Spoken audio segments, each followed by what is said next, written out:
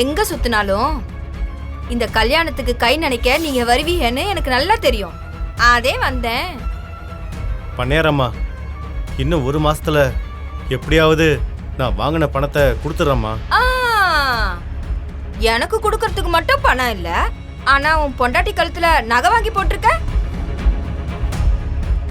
மா, இது நகை இல்லம்மா, தாலிமா. ஆமா ஆமா, தாலிதே.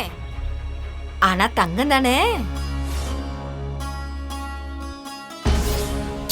என்ன முருகானி, தப்பிச்சு போயிடலாம் பாத்தியலா? சரி சரி, இப்போதைக்கு அந்த தங்கத்தை கொடு.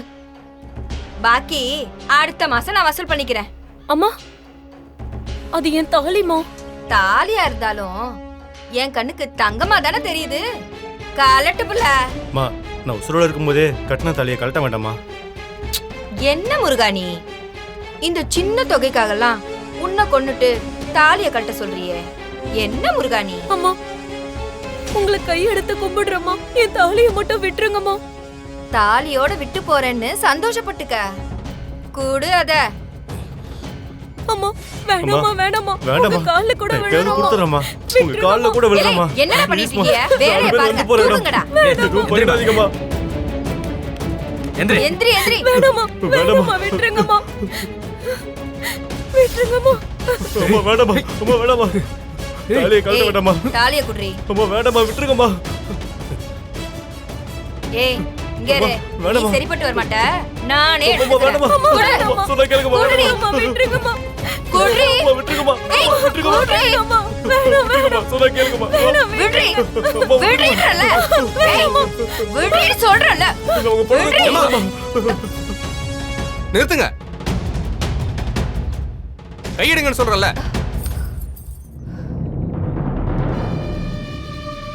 ஏய், பின்னாடி போடா. ஏய், போடான்னு சொல்றல.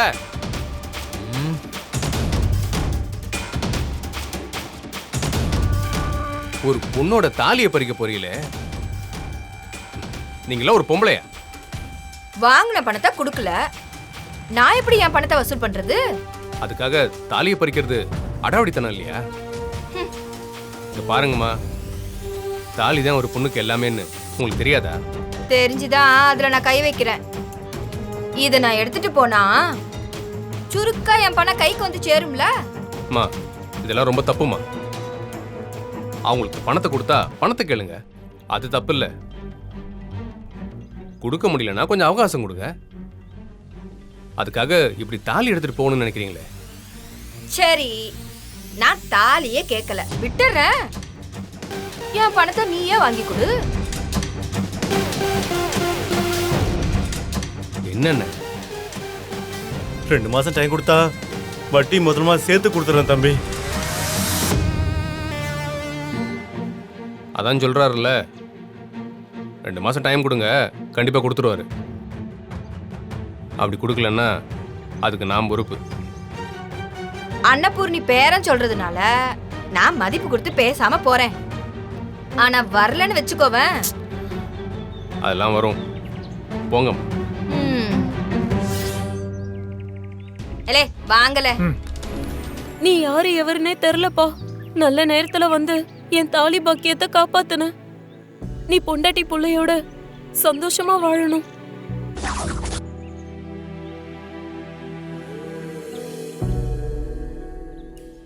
என்ன இப்படி இருக்கீங்க?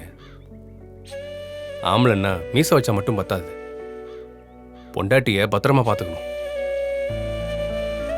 நீங்க நடந்துக்கிறத வச்சுதான் அவங்களுக்கு மரியாதையே இருக்கு.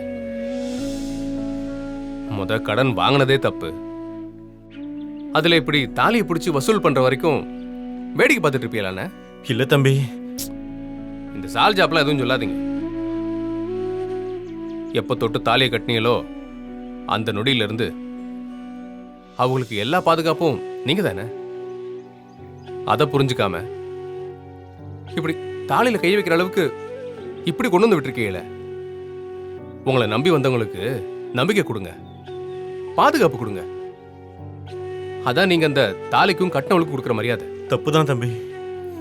தயவு செஞ்சு இன்னொரு தடவை இந்த மாதிரி தப்பு நடக்காம பாத்துக்கோங்க. பொண்டாட்டியை கலங்க விட்ட எந்த ஆம்பளையும் நிம்மதியா வாழ்ந்ததா சரித்திரமே இல்லை. பொண்ணு மாப்பிள்ளை அழைச்சிட்டு வாங்க. போம்மா போய் கூட்டிட்டு வா. தேனு. கவஸ்தஜம்போ பலசார வச்சிதம்.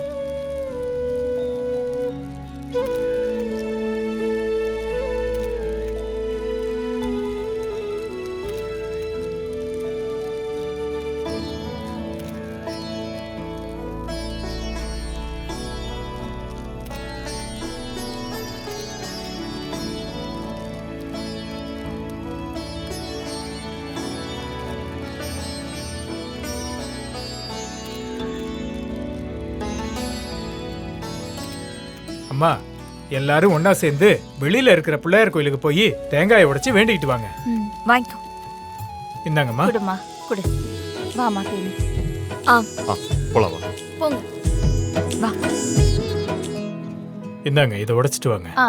சரி.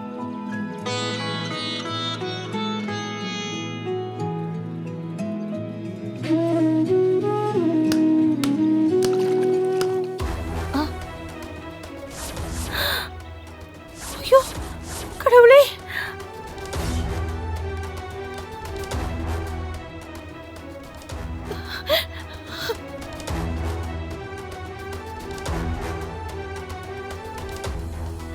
என்ன இது அபசகுனமா இருக்கே.